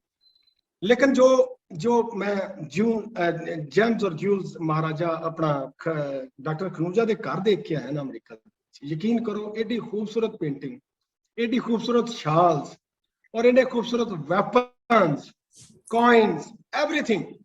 मैं नरेंद्र कपानी के घर भी गया, मैं एशियन आर्ट म्यूजियम के भी गया, मैं दूसरे म्यूजियम भी, फिनिक्स आर्ट म्यूजियम भी गया, जिथे जिथे डिस्प्ले ने चीज़ा सिख हेरिटेज दिया. Not Sikh heritage, my heritage, heritage of Punjab. वो मैं अपना हेरिटेज समझदा. मैं कभी नहीं समझा कि जी सिख हेरिटेज या सिख हेरिटेज की किताब है. This is heritage of Punjab. Maharaja Ranjit Singh was the ruler of Punjab. If you go through the history of Punjab from last 2000 years, only Maharaja Ranjit Singh was the local Punjabi who ruled over Punjab. Otherwise, we have been ruled by the Arabs, Turks, Ghaznavid, Afghanis, Persians, Mughals. Only he was the ruler actually who speak Punjabi, or he was the ruler for 40 years. ਤੇ ਇਹ ਜਿਹੜੀ collection ਮੈਂ ਦੇਖਿਆ ਹੈ ਨਾ doctor Kanuja ਦੇ ਘਰ, that was a wonderful contribution. मैं कह रहा हूं कि ये मेरी ना अखां दी नजर वध गई. यकीन करो मैं ऐसी चीज़ां देखियां ते मैं कहा डॉक्टर साहब तुसी ये किदी मुहब्बत दे नाल और किदी ये चाह दे नाल तुसी ये सारी कलेक्शन कीती है. ते यकीन करो मनो मैं जेड़ी डॉक्टर लॉगन दी जेड़ी इन्वेंटरी सी ना, जो महाराजा रणजीत सिंह दी फैमिली नू टेक ओवर कीता ब्रिटिश ने, डॉक्टर लोगन he made an inventory. और महाराजा रणजीत सिंह की परसनल चीज़ां सन. ये तो प्रिंसेस बंबा कलैक्शन है, बहुत सालों तो बाद जी 100 साल बाद वापस आई. जी महाराजा रणजीत सिंह की कलैक्शन सी ना, जी उन्होंने ऑक्शन की डॉक्टर लॉगन ने, दैट वाज अ वंडरफुल. ਉਹਦੇ ਵਿੱਚ हीरा भी सी.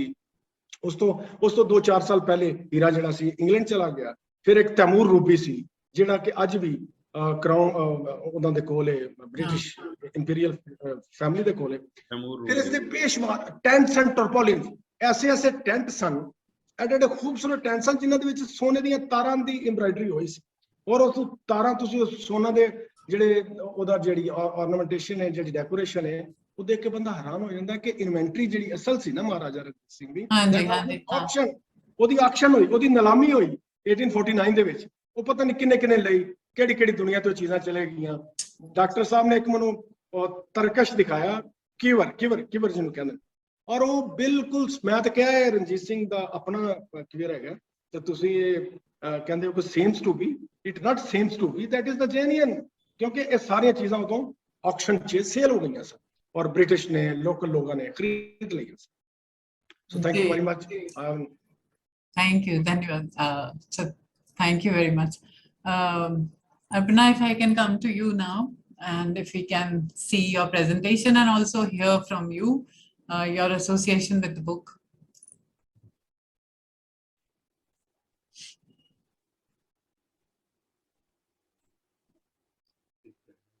परविंदर जी को है ना दी प्रेजेंटेशन, प्रीति जी? हाँ जी, yes.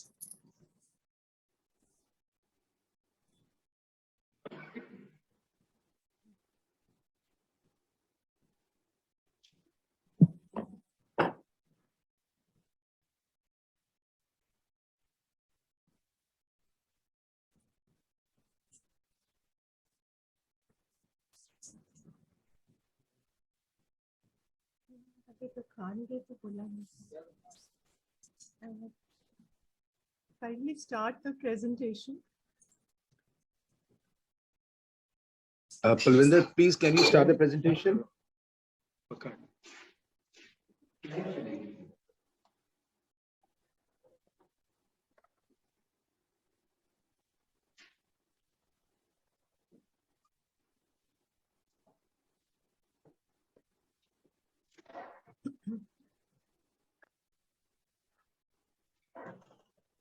Alvinder, can we see the next one?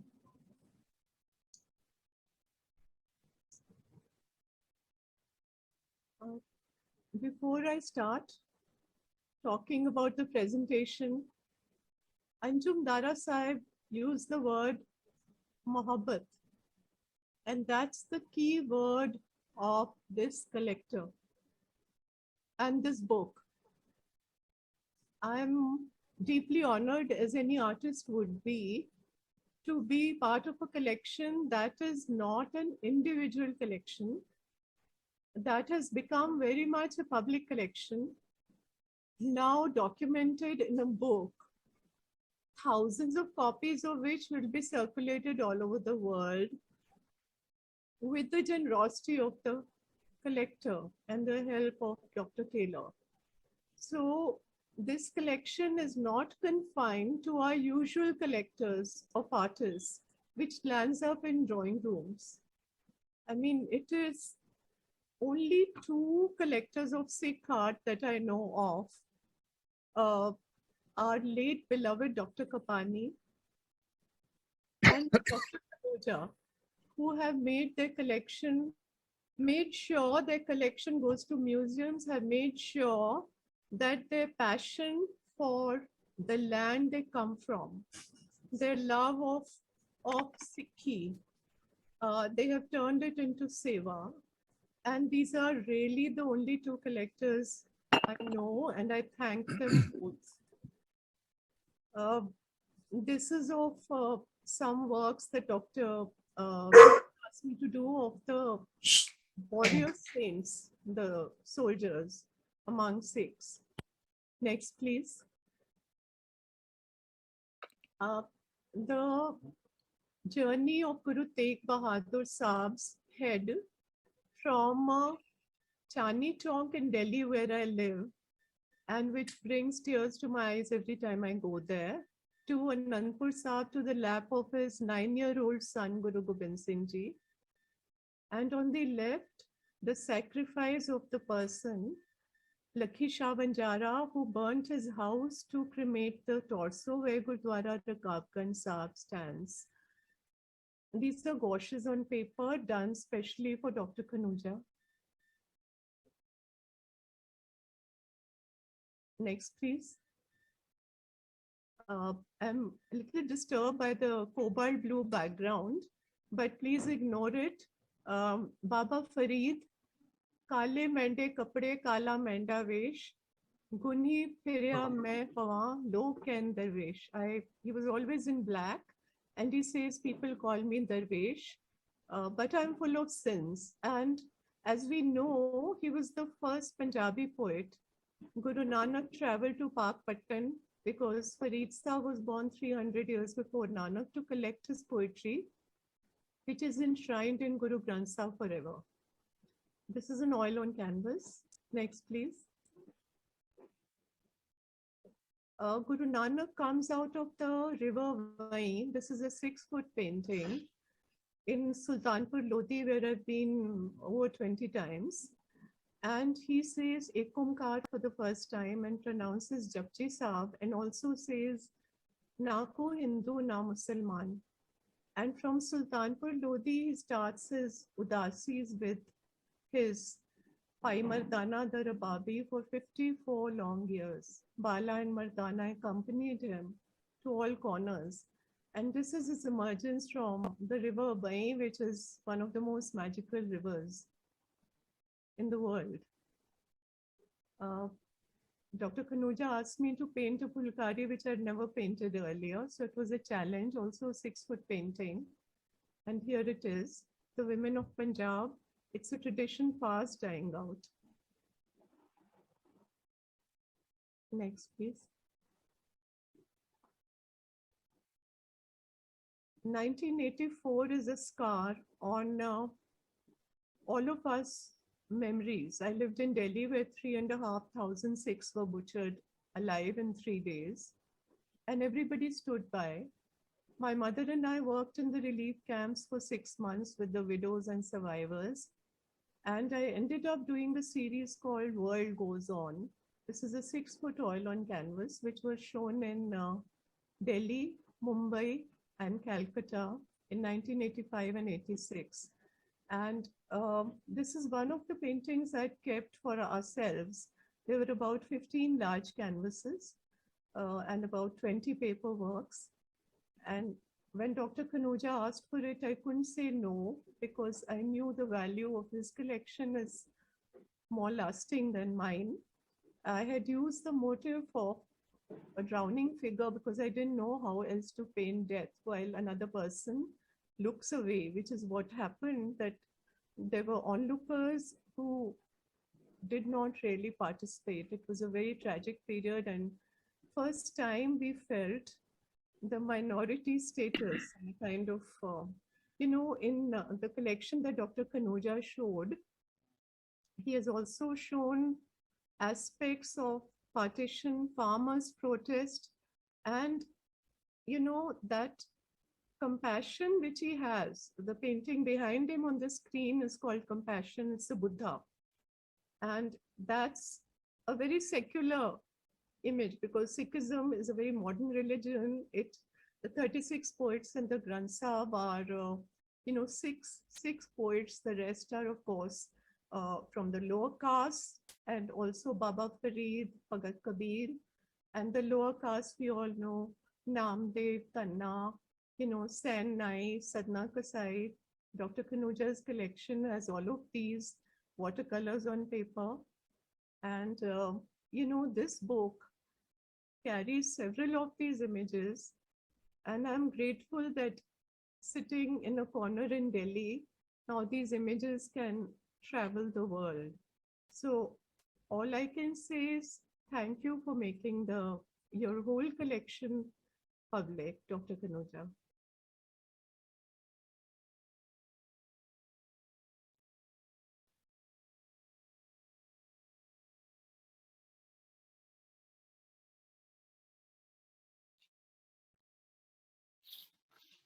Thank you. Thank you very much, Arpana. That was quite lovely. And of course, I'm a huge fan. So anyway, I enjoy looking at all your work all the time. If we could ask you, Harinder Singh and KIRANDEEP, please to tell us a little bit about your contribution, participation, collecting of these arts, because you've also been in this field for such a long time, and actually also through the clothes line that you do, so much of the heritage of Punjab is coming to us, as something that we can see, enjoy, use. So please talk to us about that. Sat Sri Akal ji to all of you, and I have prepared some note, and things have gone way emotional after hearing from Arpana ji and even Anjum Dara. I wanted to interrupt him because what he said today is like eye-opener, and this must reach to more and more audience, and I miss translating this to Dr. Paul, because that's a great connection about both Punjab. As he rightly said, I will differ. It's not Sikh history, it's a history of Punjab. And Dr. Paul rightly said this book is not a book, it's a source book. So we must remember, my connect with Punjab started about 30 years back. I'm 54. And this is the best year, 2022, in my life, where I get the maximum source of history of Punjab through the past books we've been reading. There are over 4 dozen coffee table books we have in our drawing room which are related to Punjab and Sikhs. But this book says it all because it has so much to cover. They have 11 chapters, but a lot of corner has been touched, and it's definitely very much informative for the kids we deal with, and so to say Punjabis and Sikhs in northern India. The drawback we have here is they don't have reading habit.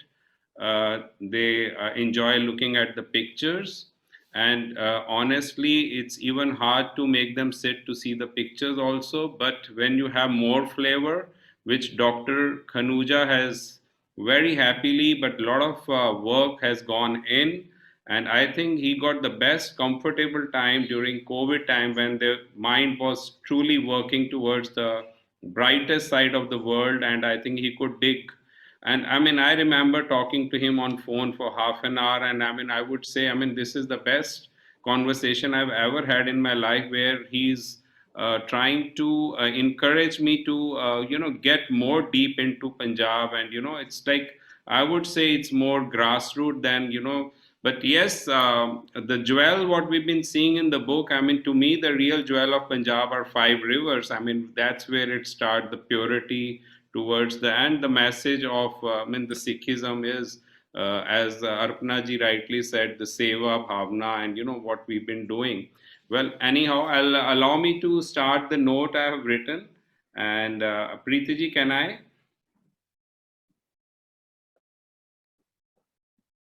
Am I audible? Okay. And are you impressed with my speech? Because I am expecting compliments. Okay. So, I begin thanking Preeti and Majha House for enrolling us for the panel discussion. It's overwhelming to be sharing the platform with Dr. Pandey, ARPANA CAUR, ANJUM DARA, Paul Taylor. Thanks to Dr. Khanuja, we are all here. I haven't known him for a very long time, but since we met in year 2018, we have shared our passion for Punjab. This book is a fabulous collection that will be placed on many coffee tables over the years.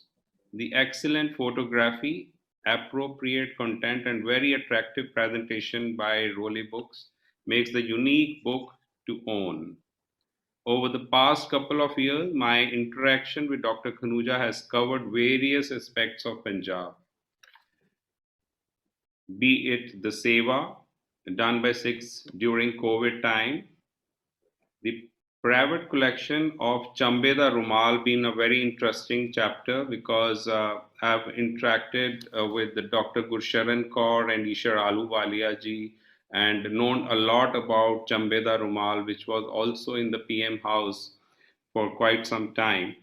So that was very interesting. And I put on the private, So the beautiful pattern of Phulkari Bog was also quite a learning experience where, he was not stopping. Trust me, he said, no, there's much more. We must do research on Phulkari Bogs. This was really hard to, I was getting worried that, he's going to call tomorrow and what will be my answer. Anyhow, so the best part was moving on to the farmer protest that has put us on a lot of emotional connect with the grassroots of Punjab where actually it starts. And I'm glad all the feature in the book are well covered. The swords and are the magnificent treasure, the Chardi Kala spirit conveyed through this book totally relate to it. My affair with Punjab goes to my childhood. This is about me. In spite of having been born and brought up in capital, my heart still belongs to the green field, rustic farmer, uncomplicated rural life of the land of five rivers. Though my mind was always fertile with ideas pertaining to Punjab, they look presentable from in 2005 with the launching of a brand called 1469, which happens to be birth year of Guru Nanak. So a lot of responsibility part of the package as it marked the beginning of new phase in my personal and professional life. I adopted my proficiency of making good t-shirt, which I had been making domestic and export market since 1989, right after my graduation, to create a version and unique concept of Punjabi slogan tees, a one-liner tees, with graphics and a lot of themes, the colorways. Since we have made more than 550 designs in past 17 years, we source Phulkaris from various sectors of Punjab. Acceptance and encouragement took me further to handmade like our very popular Gurmukhi Charmak, pottery of various artifacts, oil paintings, and accessories coming again from Phulkaris. And we've been using mostly our traditional colors and with the theme of Punjab. Very fulfilling experience was work we have done with Gurmukhi Calligraphy again and the scriptures. We have commissioned many calligraphy from Punjab to write mukhwaks in various sizes, various fonts. We have created a lot of Punjabi Gurmukhi fonts. I mean, that's the invitation we've been getting from, worthy customer from particularly overseas. The script was also used in drapes and stole. Treading this path of discovering Punjab, I have been realized my inspiration and creativity through 1469. So that's a full stop next to it. Now I can add on more, but I think we are all on the time constraint. But this is all happening. Even this handwritten note is written by my dear wife, KIRANDEEP. And a lot of my friends are surprised and they wonder, ask us that how you guys work together. So, I mean, this is a bonding we have because we compete with each other to know that what is left and what we have done. So this is an accomplishment. She's not my wife as much as she's my business partner, and it keeps us going. And we are proud to have such lovely, worthy, professional people coming from abroad, appreciating our work. And it's just a nameplate of Punjab we are carrying, and I wish if we can continue more. But we focus more on T-shirt. I must say that. Why? Because we want to attract youth, because that's where our message needs to go. So I put my hand here and I ask Kiran to. Yeah, I'll just thank you very much to all of you, and we are really very, very grateful to be on this platform with such, higher people out there. I just want to, add to that 1469 also gave way to something called Mela Phulkari, which we called a movement. Now, Mela Phulkari, it is the celebration of art, craft, and culture of Punjab in its true essence and spirit. In our journey with 1469, a conceptual brand that he has mentioned, which showcases Punjab and its products, we discovered the beauty and character of the bags that were embroidered as part of the daily course by the women of Punjab. Over the years, this characteristic experiential craft, which had an emotional and social connect with the people, dwindled into a commercial embroidery technique of Fulkari. In this scenario, we decided to work with a two-pronged approach to preserve and proliferate this craft. One was to collect and preserve whatever old pieces we could get hold of. Patterns on these pieces were clicked and saved digitally. On the other hand, we took up the task of uplifting the quality of the existing technique of making Fulkari in the hinterland of Punjab. We brought Fulkari in fashion by making accessories using this embroidery. The traditional dupatta gave way to stoles, bags, potleys, kites, cushions, and the likes. At 1469, we create an ambience of the real Punjab with the flavor of our products. Fulkari in its current and original form was a part of this range. 16 years ago, we started a project to collect all patterns used in Fulkari work in the form of bags, chadars, dupattas in various fabrics. The patterns and designs on the bags had significance to the occasion they were made for. The Varida bag was made for the newlywed girl. The Surajmukhi bag was presented on the birth of a son. The chop was given by the granddaughter to her maternal, granddaughter by the nani, the maternal grandmother. The senchi, which I see beautiful collection with Dr. Khanuja, Thirma, Bavan Bag, all had a story to tell. We were delighted to discover and wanted to share our elation with the world. All this painstaking hand craftsmanship with such vibrant, breathtaking results had to be shared with more people. So when we talked about our collection and showed it to Dr. Pandey, Dr. ALKA Pandey, she agreed to curate an exhibition of the same in the Visual Arts Gallery at the India Habitat Center. Thus began this venture we call Mela Phulkari.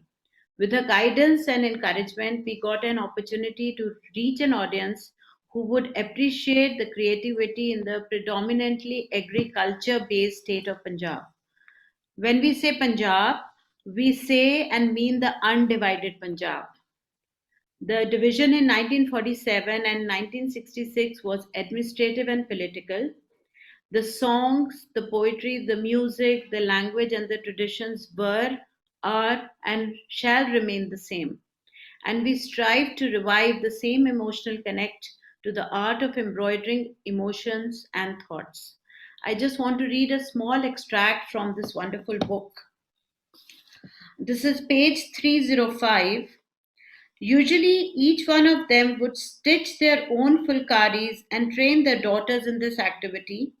This was a prime example of communal bonding that helped to create everlasting memories.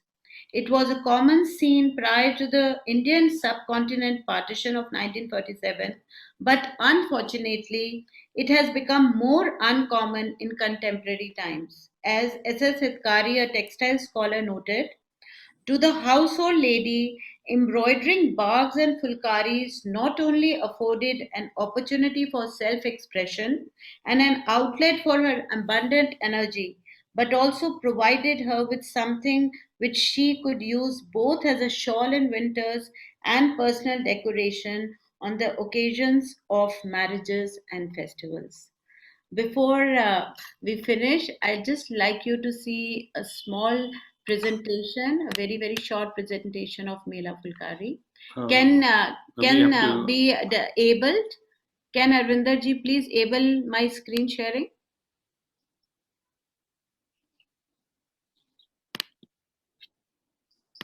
Okay. I can't hear you. Oh. Yeah.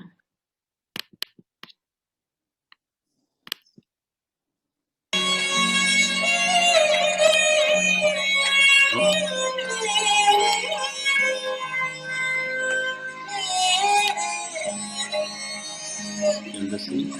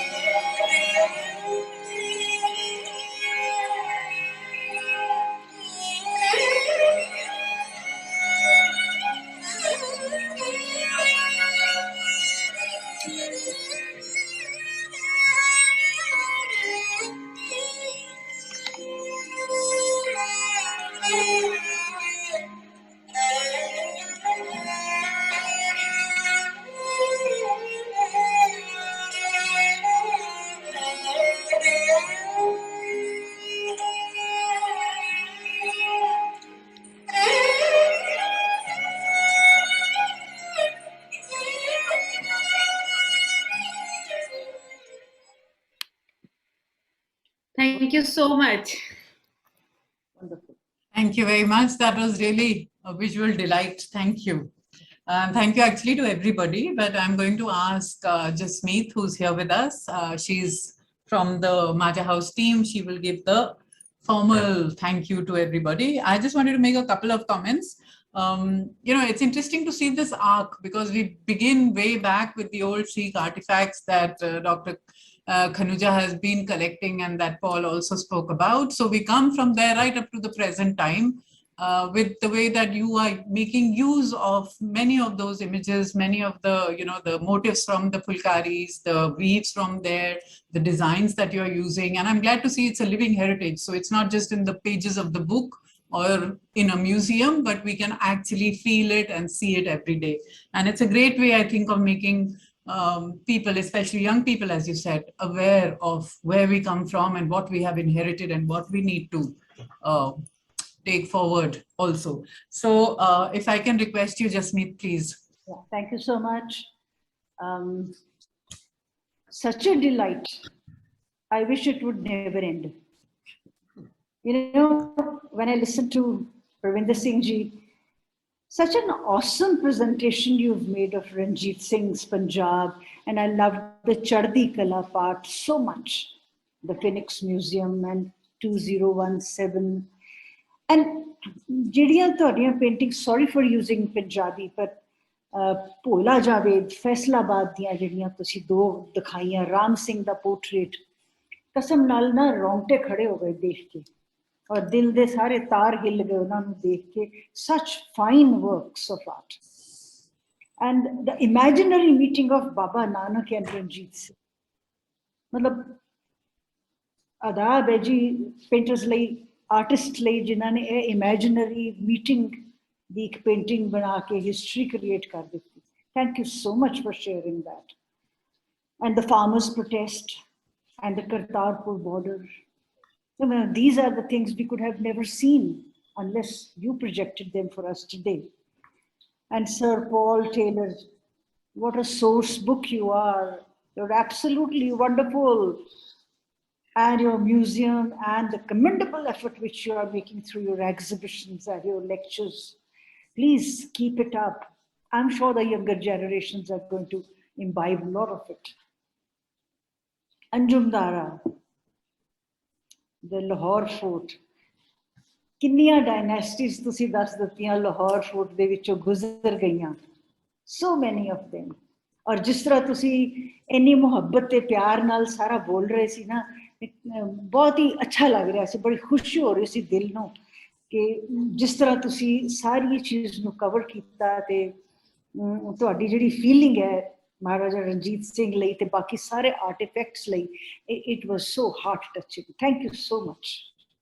ਅਸੀਂ ਤੁਹਾਨੂੰ ਜਾਂ ਤੇ ਲਾਹੌਰ ਆ ਕੇ ਮਿਲਣਾ ਤੇ ਜਾਂ ਤੁਸੀਂ ਫਿਰ ਮਾਝਾ ਹਾਊਸ ਆ ਜਾਣਾ. ਇਹ ਤੇ ਹੁਣ ਲਾਹੌਰ ਆ ਜਾਓ. अब प्रीति गिल तो देख आए, मैं रह गई हाँ, कोई गल नहीं, किसी वेले साड़ी भी बारी आएगी.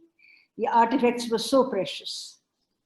एंड अर्पना जी, तुसी जिन्नी शांति नाल बैठे होए हो ना, मतलब सारे हिलडुल गए पर तुसी ते इंज बैठे सी, मतलब this is your meditation.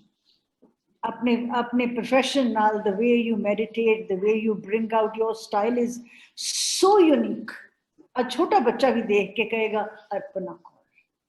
And I add one sentence because I was always very overconscious of my 5 minutes that I forgot to say that when you're talking of, I'm sitting in meditation, you know, all the gurus that we grew up with, particularly Baba Nanak, were painted in a very conventional, popular calendar fashion.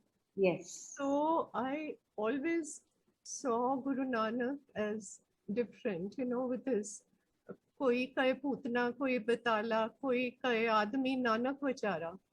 Bilkul theek. So, and for any collector to accept those Nanaks, yeah, for Dr. Khanuja, for Dr. Kapani, you know, one is grateful that one is accepted unquestioningly.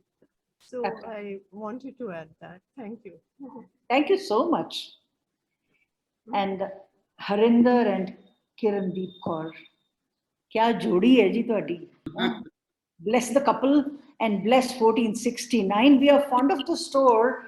ਅਸੀਂ knickknacks ਆਪਣੇ ਉੱਥੋਂ pick up ਕਰਦੇ ਰਹਿੰਦੇ ਸੀ and ਕਰਦੇ ਰਹਾਂਗੇ because it is unique in itself. We used to have one in Amritsar. I think it still is there in Chandigarh and Chandigarh, I have always visited the Chandigarh one. So, and the way you concluded everybody, thank you, you did my job. Your note was perfect. And your Mela Phulkari, mein do char videos, I watched those videos, absolutely, and you're showcasing such a treat to the eyes.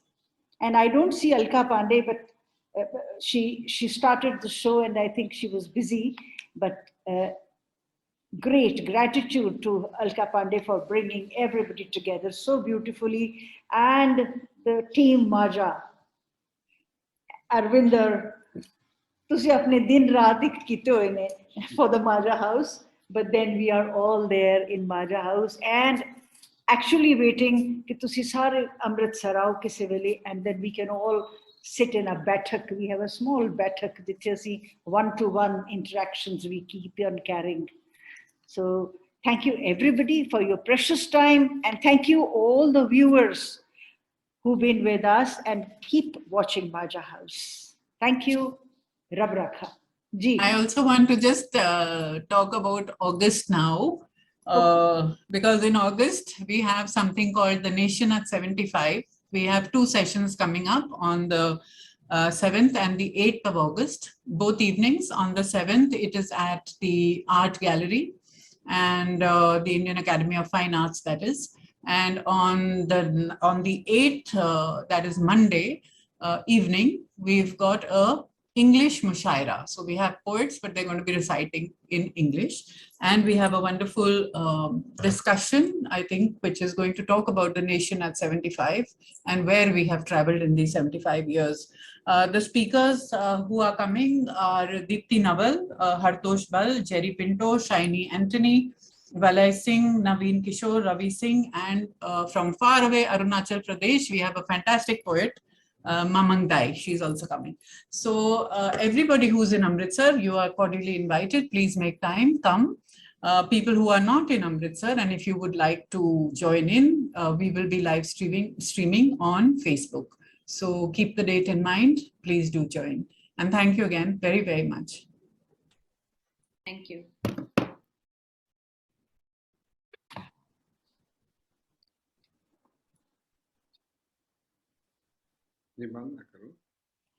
Maybe Harvinder ji speaking. Can't hear him. We are mute. Are we mute? Doctor sir. Ago ji, ago.